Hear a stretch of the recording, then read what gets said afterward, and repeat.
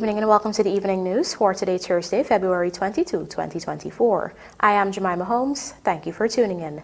Now let's take a look at some of the lead stories tonight. President Ali calls for engineers, nurses, other skilled workers to return home. TNT Consortium to submit proposal for sugar refinery at ENMORE. US $75 million contract aimed for upgrades to good success to TIMEHRI Road. Green's elections rigging comment could damage credibility of Guyana, says President Ali, and Norton defends Green's elections rigging remarks, confident of being re-elected leader at upcoming PNC Congress. Now for the news in detail. President Dr. Irfaan Ali has sounded calls for engineers, nurses, and other skilled workers in the Guyanese diaspora to return home to take advantage of the many employment opportunities that are available here. Here is Vanu Manichand with our lead story tonight. President Dr. Irfaan Ali made these remarks while addressing a gathering of Guyanese diaspora in St. Lucia on Wednesday. He pointed out that the conditions that led Guyanese to migrate in the past will be completely reversed in the coming years due to the developmental agenda that is being pursued. However, Ali informed the Guyanese diaspora that the country needs their contribution to get to that stage. When you look at all the analysis, we are very short on labor, we are very short on skilled workers, we're enormously short on nurses and other technical areas in the medical field. In addition, the head of state noted that engineers are badly needed in Guyana as well. We have also announced anyone with an engineering degree that is looking for a job in Guyana to come forward. We have received one CV, so we are very short on engineers. You know that at one time at the Port Moran Training Center, those who know about Gaisuku and its operation, we were training a lot of technical people in machining, in engineering and mechanics, and they all went, and now we have tremendous shortages in this area. According to the president, government has embarked on an aggressive program to get more skilled and semi-skilled as well as construction workers to fill the critical gaps that exist in the country. No, there's absolutely no reason why construction workers, skilled workers, well-skilled welders should not be back home. Because already the type of payment that you get in Guyana, your daily wages, can match anything anywhere else. So we have seen already many of the construction work in the region coming back home, and still we are short. We have a major shortage. I saw one estimate from the local Center for Business Development putting that shortage at about 60,000 people. So that can tell you what is required. In order to fill the current skills gap in Guyana, government has partnered with ExxonMobil to establish a US $120 million state-of-the-art oil and gas training facility, the first phase of which was recently launched. Reporting for the Evening News, Vanu Manichand. Following the recent announcement to transform the closed ENMORE estate into a sugar refinery, it has been disclosed that a consortium from Trinidad and Tobago is pursuing this project. Here is Vanu Manichand again with the details. Speaking to a gathering of Guyanese diaspora in St. Lucia on Wednesday, President Dr. Irfaan Ali spoke about steps being taken by his government to mechanize and modernize the local sugar industry. This, he noted, includes converting the ENMORE sugar estate, which was shut down by the former Partnership for National Unity Alliance for Change administration, into a refinery. Already, we have a proposal from a consortium in Trinidad for the building of a refinery. The factory that was closed 4 years ago, and really turned into scrap iron in ENMORE, is now going to be converted into a refinery. And that consortium is coming up with a proposal to convert that factory into a refinery. With brown sugar expected to be refined at that facility, the Guyana government is already eyeing market opportunities within the Caribbean. I am hoping that we can have a big investment this year where we have a refinery built in Guyana, a sugar refinery, that we could refine our sugar. And right in the Caribbean, we have the opportunity to supply the Caribbean with over 200 tons of refined sugar. So that's an area that we have been moving apace. Earlier this month, President Ali had revealed that the investor is in the final stage of the investment decision to convert the closed ENMORE estate into a sugar refinery within the next 2 years. This initiative will be funded by the investor, and already government is preparing the workforce, with some 150 workers being trained to specifically work in the refinery once it is constructed.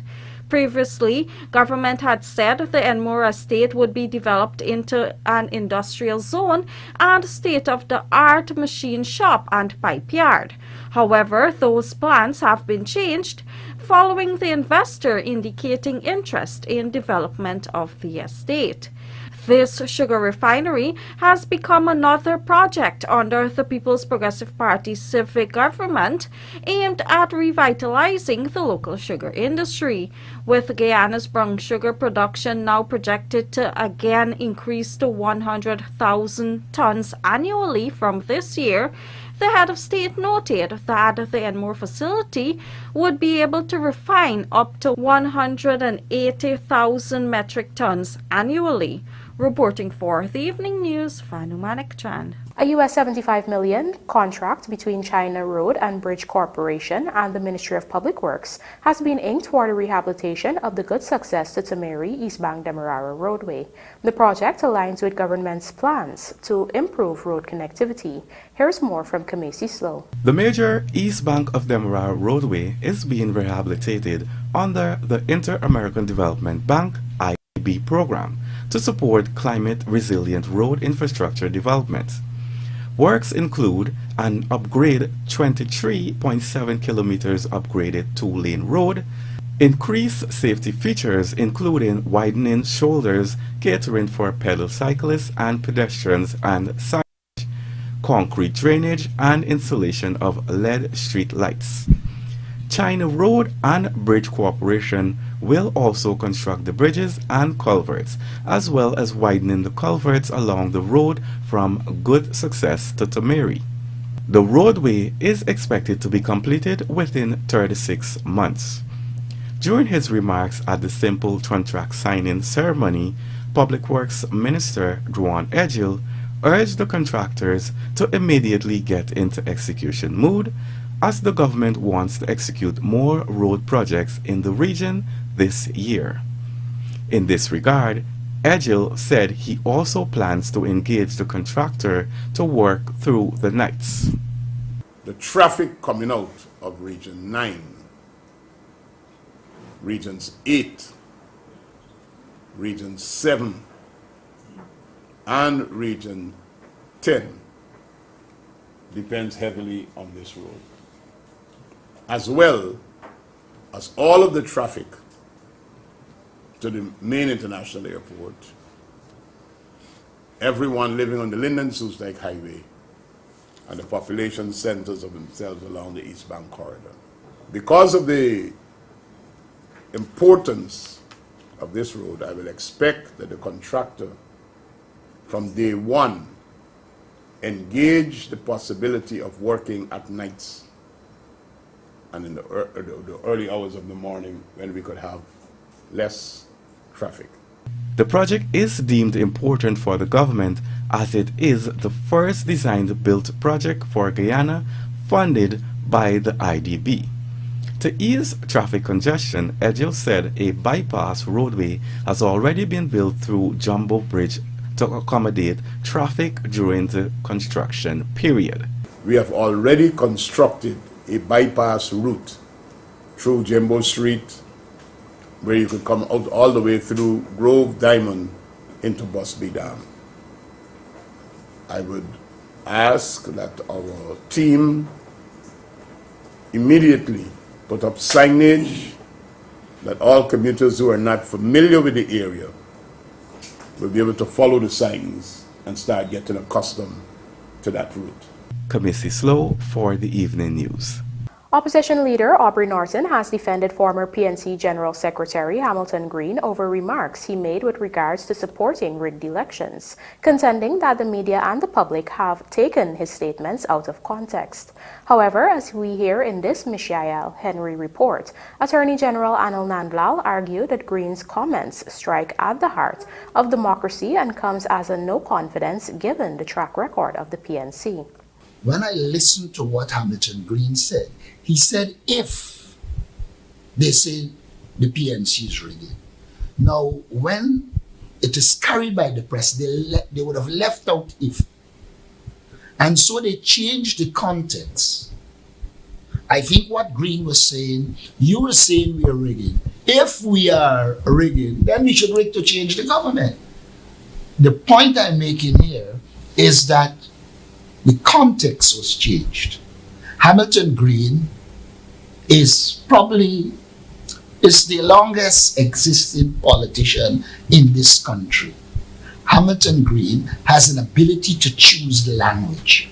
And he has shown over the years that his choice of language has been exceptional. And therefore I do not believe that Hamilton Green will make some wild statement. Opposition leader Aubrey Norton, when asked on Thursday about the remarks made by former PNC General Secretary and Prime Minister under the Forbes-Burnham government, Hamilton Green. Green on Friday last suggested that election rigging be used to remove the ruling People's Progressive Party administration from office. He was at the time addressing a group of persons gathered for the LFS Burnham Foundation Annual Commemorative Symposium 2024. Among other things, Green expressed, and I quote, "It was Burnham's wisdom which got him into office in 1964. I was General Secretary at that critical time. And if, as I told one of the groups I met Friday morning, if they say he rigged elections, I say we should keep rigging to save us from these devils, these bastards, these demons that we have." End quote. In addition to defending the remarks, Norton expressed his belief that such statements do not harm the image of the PNC, but Attorney General Anil Nandlal believes such utterances must be condemned in the strongest manner. They strike at the rule of law. They strike at the heart of democracy. They strike at the soul of our Constitution and at the soul of constitutional rule. They strike at the root of rule of law. The PNC, the APNU, and the AFC, they seem quite comfortable with these statements. So no one has come out yet to condemn what Hamilton Green has said. I am asking you to interpret their silence as concurrence. These people have no place in a modern Guyana. This generation of Guyanese must pledge to work hard to ensure that these divisive elements are stamped out and must never be able to resurrect themselves. This is Michael Henry reporting for The Evening News. Meanwhile, President Dr. Irfan Ali has put former Prime Minister Hamilton Green on blast over his elections rigging statement last weekend, stating that it could damage the credibility of Guyana. This comes on the heels of the People's Progressive Party civic government having to toil aggressively after taking office in 2020 to repair the country's reputation on the global scene following the 5-month political impasse following the March 2, 2020 general and regional elections. In addition, Vice President Dr. Barajagdeo also called out local stakeholders for always giving a free pass to affiliates of the PNC-led APNO-AFC opposition party. Let's have a look. Former Prime Minister Hamilton Green just 2 days ago saying proudly that he believed the opposition should try to rig elections and stay in power. How can you say that in a modern society? That has no place in a modern society. You damage the structure of the society, you damage the credibility of the country, because you have to work back. The 5 months that we went through, the greatest damage was not done to individuals, the greatest damage was done to the country, because we had to walk through back every single country to bring back the credibility of the country, to convince people that we are a free, democratic society where the rule of law applies. And it's not fair for the country. Here is a former Prime Minister of this country. This is at a PNC conference. Nobody challenged him there. And in this country, where is the outrage again from the civil society? Just imagine the PPP, say Sam Hines were to say something like that. They would kill Sam. It's a serious matter. Here is a former prime minister saying we should continue to rig to stay in power. This is, we must do this, we must rig elections. It is an acceptance that they have been rigging elections in the past, and that not any contrition about it, not any remorse about it, no attempt to reform past behavior.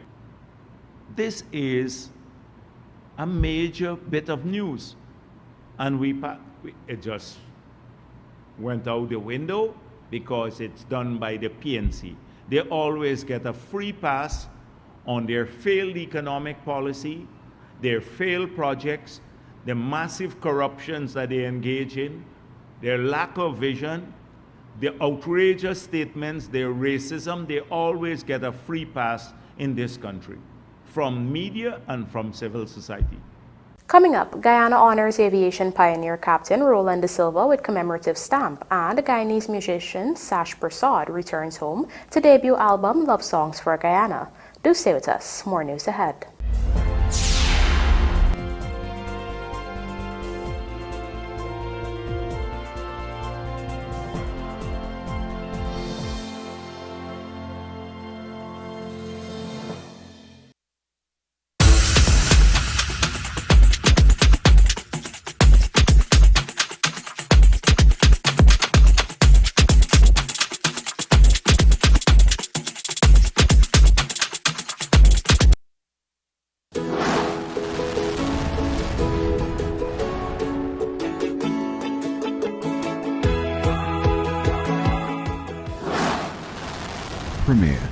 Premier insurance coverage for less.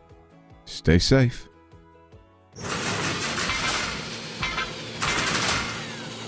For bid, performance, retention, advanced mobilisation or customs bonds, bond with us.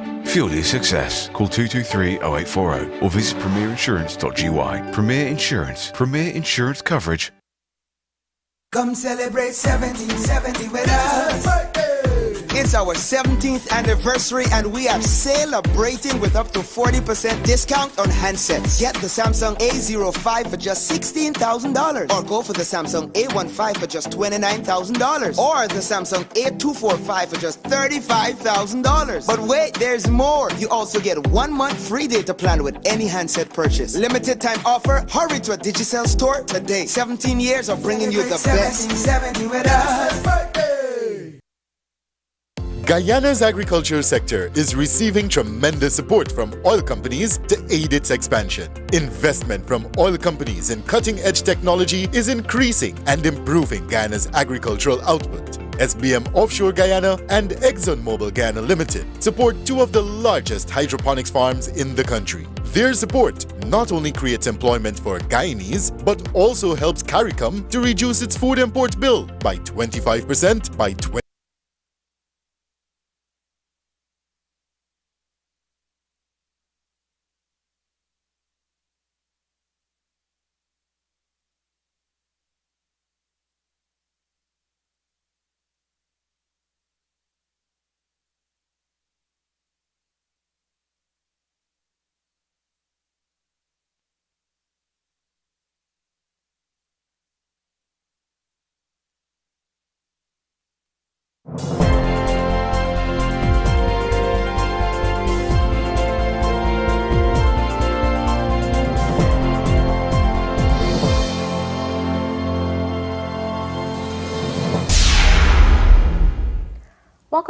You're watching the Evening News. The Guyana Power and Light has made it clear that its suppliers are not involved in the Trinidad and Tobago oil spill. In a statement on Wednesday, GPL said that it is aware of the recent oil spill that occurred off the coast of Trinidad and Tobago and joins with the rest of Guyana in expressing its concern regarding the environmental implications and impact of the people of the Twin Island Republic. According to GPL, it had tendered for the supply and delivery of heavy fuel oil in June 2023 via national competitive bidding. 6 bids were received and the tender was awarded on October 24, 2023 to Statsuli Matsapich Suriname NV, the first-ranked bidder. An additional award for the supply and delivery of heavy fuel oil was awarded to the joint venture Rapid Results Inc. and Osher International Holdings LLC, the second-ranked bidder, to augment GPL's increasing consumption and supply requirements. GPL said that the terms of both contracts require the suppliers to deliver the fuel to GPL's ports along the Demerara River.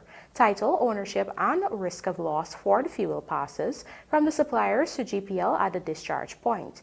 GPL said it has not received any notification from any of its contracted fuel suppliers that they have encountered difficulties with their vessels resulting in the loss of cargo. Meanwhile, local businessman Mohammed Kalander also issued a statement dismissing claims on social media that the vessel carrying fuel that capsized off the coast of Trinidad and Tobago belongs to him. The businessman said he has since reported the matter to the Cybercrimes Unit of the Guyana Police Force. Leader of the opposition, Aubrey Norton, is positive that he will be re-elected as leader of the People's National Congress Reform when the party holds Congress this year. Let's find out more in this Lawanda McAllister report. During the People's National Congress Reform press conference on Thursday, opposition leader Aubrey Norton said his work as leader of PNCR shows for itself. A definite date for the PNCR Congress has not been set, but Norton hinted that it will be held no later than August 31st, 2024. Based on the established policy, Norton's position as leader of the PNC practically expired in December 2023.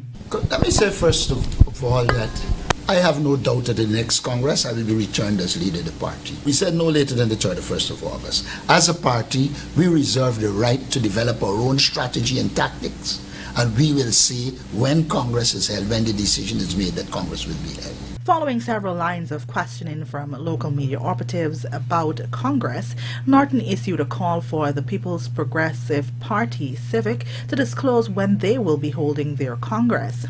PPP General Secretary Dr. Bharat Jagtio has already disclosed that the organization will be electing a new leadership in May this year. Meanwhile, when questioned about the Partnership for National Unity and Alliance for Change partnering again for the 2025 general election, Norton disclosed that both parties have to meet to discuss this. In a coalition, you work together, you discuss, you narrow the differences and produce some kind of confluence of interest to be able to move forward. The AFC makes its decisions. The PNC, the APNU will make our decision. And then we have to meet to find a confluence. But it's not a case where the PNC can make decisions for the AFC or the AFC make decisions. The AFC formally broke its coalition with APNU back in December 2022.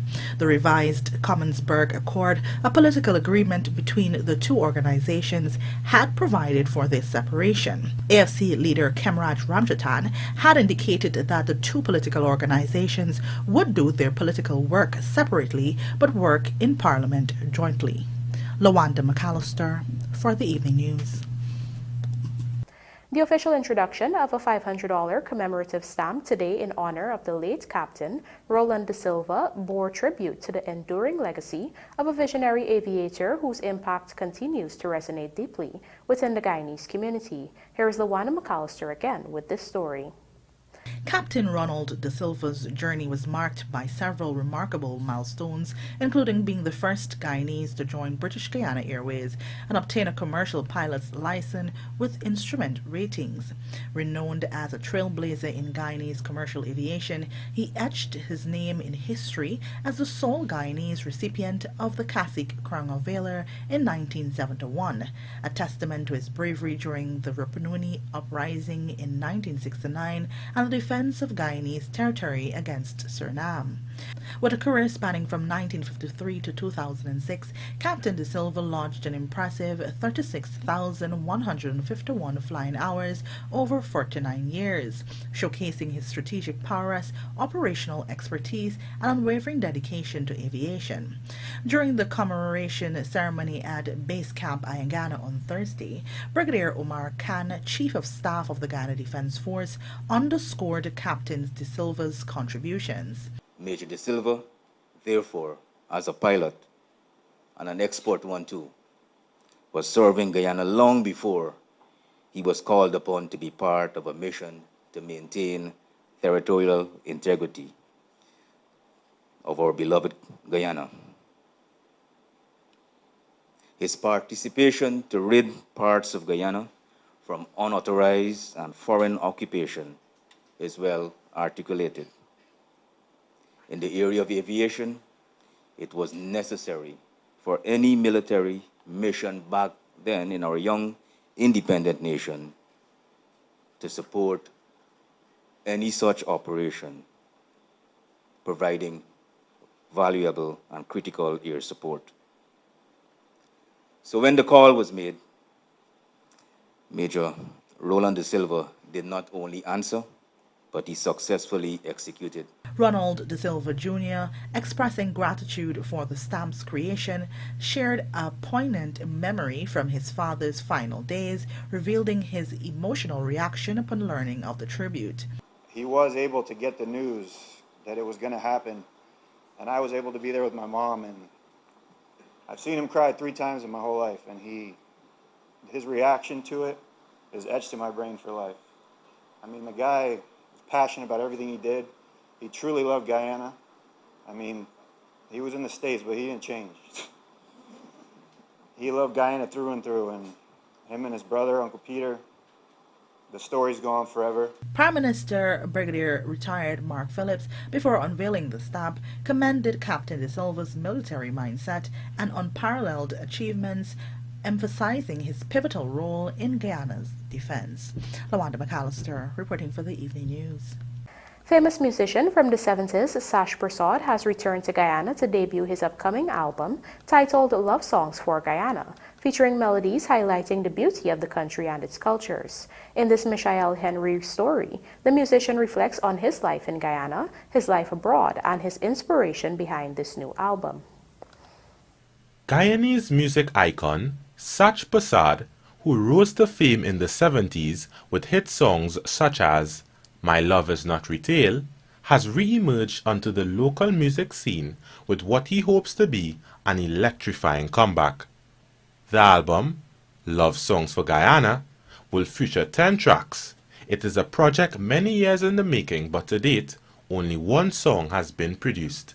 Good morning, Guyana. Evening, Guyana, how are you this evening? Want to see your lights, see your streets all glowing. We can move around, our feet on your ground and shores. We wish for best, our people thunder. Way above the skies, the dreams asunder. Prasad, who hails from Batica, spoke with the Evening News about his musical journey throughout the years, which saw him having a fruitful career in Brazil and even working with the likes of Eddie Grant. And I was born and raised there. I went to school, and that's where I discovered my talent of singing. I used to sing in the mandir, born up and raised in a Hindu home. And people used to be talking about it because I was like 4 to 5, and the members of the community, the Hindu community, used to tell my mother, Betty, this boy here could sing. According to Sash, throughout his journey of traveling the world, there is still a unique happiness in Guyana that has drawn him back to the country. It is this happiness that sparked the creativity within him to work on this upcoming album. I travel, but Guyana is something, it's home. So when you're coming back, you're coming back with a certain amount of happiness, joy, that you're coming home to your country, to your people, to where you belong, because this is where I belong, right? So I start thinking of, I'm going to create a project called Love Songs for Guyana. According to Sash, The album is not aimed to amplify himself to gain mass income, but to resurface love across Guyana and its peoples. Right, like I said, it's not like a love song you're singing or you're trying to make a name for yourself and, you know, trying to make some money and do shows about the place. It's something that right now I'm using my talent and my time to contribute to our country. What else is in store for the future for Sach? At the age of 66, his goal is to serve as a mentor for upcoming Guyanese artists. I would like to see if I can do it for my fellow brothers and sisters. This is Michelle Henry reporting for The Evening News. And now for a look at the bridge reports. The Demerara Harbour Bridge will be closed to vehicular traffic on Friday, February 23, 2024 at 4 hours 30 for 1.5 hours. Meanwhile, the Berbice River Bridge is expected to be closed at 15 hours 50 on Friday, February 23, 2024 for 1.5 hours.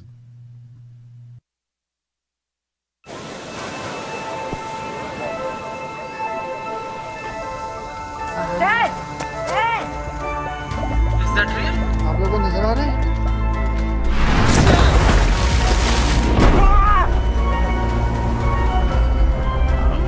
Well hit!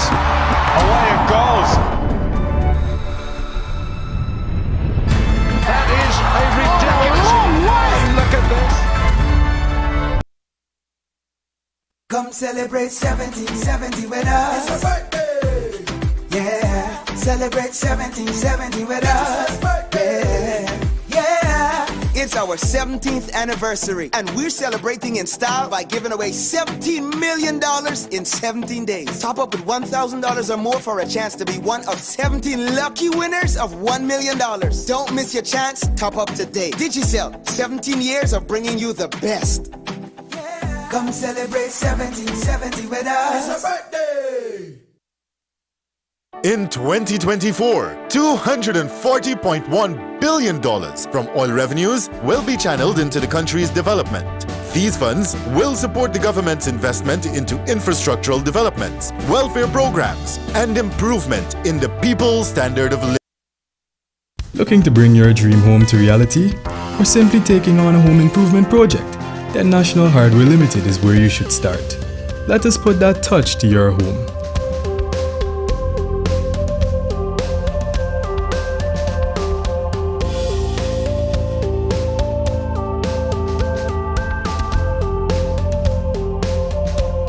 Choose from over 1,000 Berger Paint original hues for any surface.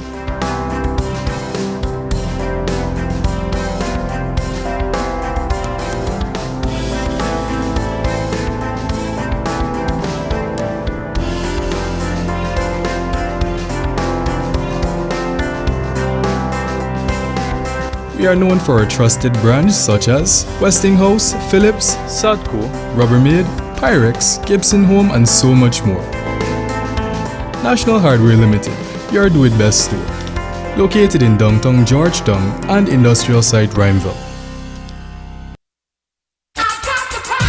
Entrepreneurs, coconut byproducts are in high demand. How can you cater to that demand? By investing in a coconut shredder from Silva's. Guaranteed to increase your output, this 110-volt stainless steel machine shreds coconut in seconds, allowing you to also save on labor and time. From the shreds, you can create coconut powder, oil, milk, etc. Order yours now at silvasonline.com or at our 31 High and Hatfield Street store.